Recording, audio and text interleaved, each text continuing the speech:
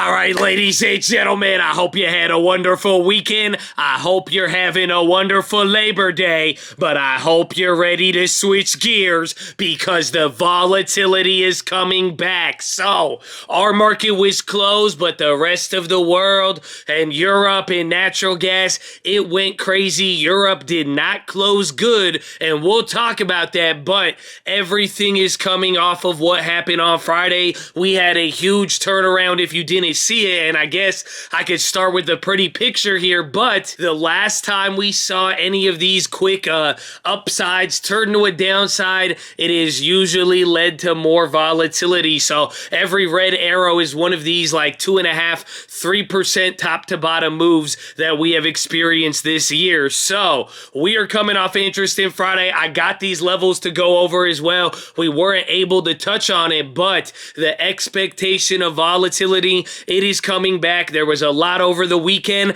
and we're going to hear from Powell and a couple of other things. So we got a lot to talk about. I got the recap. I have what we're looking for this week, and then I got a bunch of plays, and we made a bunch of plays on this on Friday. So there is a couple of areas that we need to be looking for. So drop your thumbs up on that video. Make sure you're subscribed, and if you don't know, we are live Monday through Friday, 30 minutes before open, youtube.com/thestust. I did that early. I think I did. Yeah, I did that. Okay, we're gonna see you. It's free 99, and please do not forget. Okay, we need this. It's been going pretty decent, but this is the random account generator. We only have calls in it now, but we need your help. Today is not Sunday, it's Monday, but leading into Tuesday since the holiday, what we ask on this watch list, you post a random option trade, strike price, expiration date, all of that. Keep it below $100, and preferably with time. And tomorrow morning before the bell, we're going to do a random comment picker and see what's up. But Chad, let's go. Let's get it pumped up. I know some of y'all get triggered by the pumped up. Okay, and you like this? I don't know. I feel like today's a polo. I'm ready. I'm ready for this September. You know, feel like we got to show up with the polo. Okay, anyway, run it, baby. Walking to the couch, it's the 2020 election. Live in the head, but I still get a spread. Started with a live, but I still reinvest it. Feel how I feel, then you feel like a blessing. I just want the lesson. I just want protection. I'm up and I'm down, but the sound like progression. Farmer never plans if he waits for perfection. Finger to the down. But right off the bat, Chad, like I said, there was a lot to digest over this long weekend, and this week, it was supposed to be one of these burn one weeks. And what I meant by that was, you know, with the whole poker river analogy, I thought everybody was going to check, aka nothing was going to happen this week. We didn't have too much data, and next week, once we get the CPI, then Powell after that, I thought that was going to be the big driver. But again, pay attention to what the market did on Friday. This whole Nord Stream news about Russia cutting it off, that had a big effect in Europe. They didn't have a Labor Day, and they already sold off there. There was even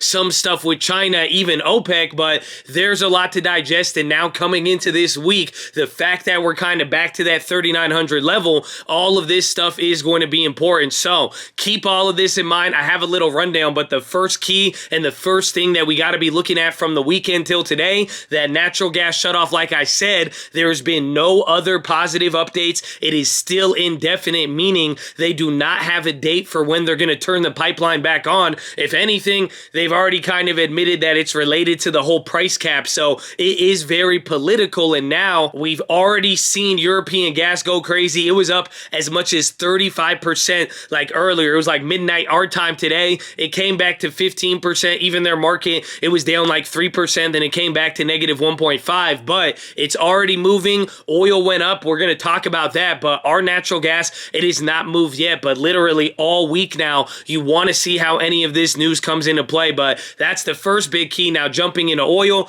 this happened here today, and again, our market was closed. A lot of the world was still operating, but OPEC, they had a meeting, and they did decide to cut production for October. So some people were worried about September. That's what we were talking about recently. They're not adjusting that, but they said for October, they are going to be lowering it, I think by 100,000 barrels a day, but pretty much it takes them below the increase that they said they were going to do just like, what, like 60, 90 days ago when Biden had that meeting. But that sent oil futures up. That's already moving. Even in the UK now, this is going to be part of this week as well. They have a new UK Prime Minister. They elected somebody new after Bojo left, but they have an ECB decision. That's the whole European Union weekend. That's going to be on Thursday, and they're most likely going to raise rates. So keep that in mind as being an event, because the euro, even after this gas thing, again, this is part of the craziness over the weekend. The euro fell already to a 20-year low again. So keep all of that in mind. But that ECB decision on Thursday, it'll be important. But now,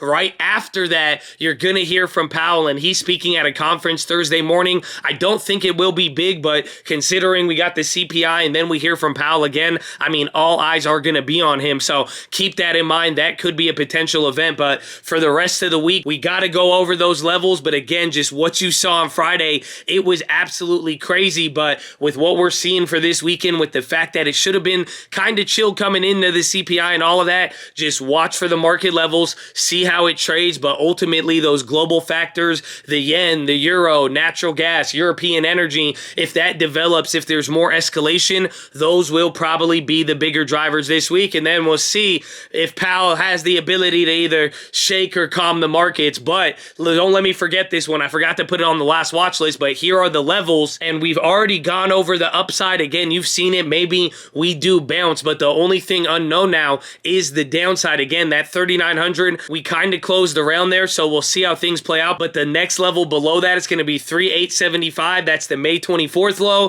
3,859, the May 12th low, and pretty much all the way down to 3,810. It is just all of the previous lows that we saw in May, June, July, or actually July was just all bullishness. But that, and then the 3,800, and then we will see what happens. But let us get into the plays. So right off the bat, again, I'm sure energy and all of that is going to be a focus. I did add to Boyle, and I'm still holding the UNG. We'll go over that. But as far as the main plays and what I want to be watching, play number one, man, Apple. Not only do they have the event this week, they're going to announce a new iPhone and all of that. And sometimes it's a really big sell the news event, but quite simply, just take a look at their daily chart. They're really at a 50-50 point. This is the lows of March, even like May, and before they went down, they only really dropped when things really got bad. And what I'm saying here is that either they could break if we get more volatility with the market, or they might prove to be a safe haven. So I'm definitely going to be watching Apple. I really do like them. So watch out for that. That is play number one. Then play number two, I made this play on Friday. I grabbed some shares, but I just want you to keep this idea in mind. But Cole and Arch, ARCH, not Kathy Woods, Arch Cole. This is the play that I made. But like I've been saying over the last couple of weeks, Cole really is a silent sleeper. And like I said earlier, UNG so far, it has not moved. I don't think the futures are open. I know oil is, but I'm pretty sure our natural gas just hasn't moved yet. And that's something I'll even tell you coming into tomorrow. Just don't forget, there is a lag between foreign natural gas and our natural gas, UNG and TTF. There is a really big difference. But what I'm saying here with coal, this one might be able to react a little bit faster considering what we have with the whole Nord Stream 1, the demand for coal, and how people kind of might turn towards that. So I like Arch. I grabbed 25 shares at 141.91. So not anything too crazy. Again, it does move a lot. And I added some Boyle as well too. And we've been holding the UNG shares, but it's all been playing this craziness. But definitely keep your eye out for coal. Again, I still have the ARLPs till January. We made them free like twice now at this point, but that is play number two. And then finally play number three. This one might be a little bit surprising, but GSAT. So it's related to Apple. You're going to get that Apple event. We'll see what happens if they talk about satellite phones. That's what GSAT would react to. But again, the whole sell the news type scenario, they may be a victim of it. But what I'm saying is that they might be able to move around. And this is just one of those plays I keep bringing up here. I'm still holding it. I think I'm up actually on this one. I'm down on that SMMT, but GSAT, I'm actually still up, and I could take the gains at any time, and I might actually do that before the event. I'm only up like $40. Again, my position's not too crazy, but all I'm trying to say here is that look how it performed here on Friday. This one might be able to move more related to Apple's event this week than the market, and with some volatility, getting some of that immunity, it actually might end up being a little bit beneficial. So I like GSAT, still holding. That's play number three. As far as everything else, like I said, I made a couple of plays on Friday, so I still have 20 Tesla shares. I bought 20 shares at $277.30. Again, I'm down like 116. It dropped about like $5. So again, keeping it small with the shares, I might be able to maneuver. And why I bought this, you'll see that I closed that future, the /MES. Remember, I had that little issue on Thursday. I actually closed out of this one with a profit, believe it or not. I was down $1,000 on it at one point, so that was good. But throughout throughout the day early on in the morning. I said, well, if I'm short on that, if the market was going to rally, remember on Friday you had that Goldilocks news. The jobs report actually ended up being very, very positive, and it gave the market exactly what they needed. Remember, we were bullish and then flipped. That was the big story and takeaway from Friday, but I figured with that whole play, if I had that short and I could have got clapped on that, might as well get some upside, so I went with those Teslas there, but that ended up flipping. I sold out of MBRX. I was down like 50 bucks. This was that biotech play. I was hoping, did I say biotech play? But I was hoping that it would have like a PRV. Didn't have it.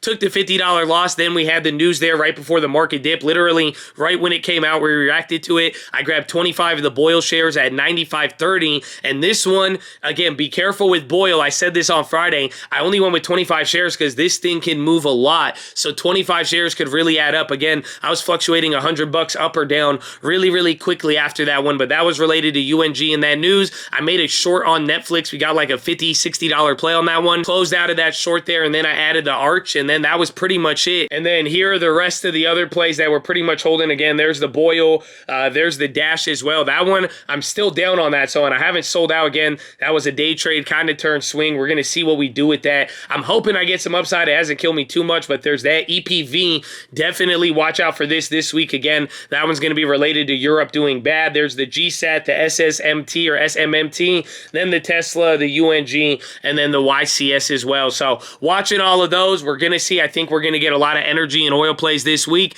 Keep an eye out for that, and then depending on where the levels are. But again, it's already Tuesday here. That's what we're getting ready for. But before you know it, we might end this week, and then we're going to get the big one, CPI and Powell. So I hope you're ready. But that is your watch list, ladies and gentlemen. Make sure hydrate healthy, ready to go. Make sure post your watch list. Make sure we see you there in the morning. I need the armor on. I need the helmet shining. I need you to remember, baby, you got to treat the small things like they're big. And if you do that and focus on the right now, do not despise the days of small beginnings, then this is your opportunity, baby. I need you focused. If you're going to put your heart in the future, definitely don't put it on the past, but it's only a little bit of a way. You got 2 more weeks that could be pivotal, and before you know it, it's the end of the year, Chad. And I told you, you already made it this far, and you're already ready. If you could have already made it through this year, I'm telling you, man, you are prepared for almost anything in the future. So let's get it, Chad. Let's bring the energy. It's only going to be 4 days this week, so it should be easy. And God bless Chatadonia. Finger to the sky, and I love you. I'll see you in the morning. Drink that water, okay? Let's go. Wear a polo tomorrow. You know, let's go. Get down to business. It's time. All right, I love you, Chad. God bless you. Happy Labor Day. Enjoy it too, baby. And shout out to vets. I love the vets too, baby. Stop playing. Okay, I love you. Amen.